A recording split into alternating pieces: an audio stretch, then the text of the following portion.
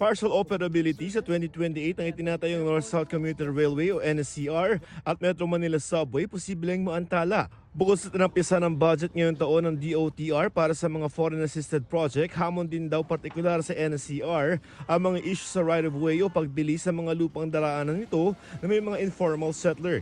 Ayon kay dating Transportation Secretary Jaime Bautista, kakausapin nila ang Justice Department tungkol dito. Sabi naman ni bagong DOTR Secretary Vince Dizon, titiyakin daw nilang mapapabilis ang mga proyekto sa utos ng Pangulo.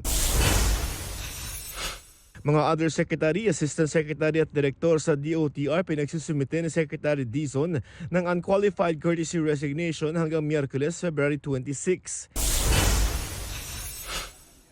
$336 million na assistance para i-modernize ang security forces ng Pilipinas exempted sa foreign aid freeze ng Amerika ayon sa ambassador nating si Jose Manuel Romualdez.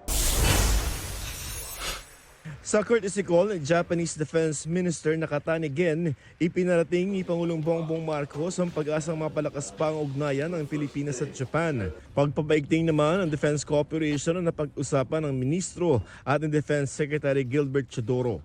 Joseph Morong nagbabalita para sa GMA Integrated News. Huwag magpahuli sa mga balitang dapat niyong malaman. Mag-subscribe na sa GMA Integrated News sa YouTube.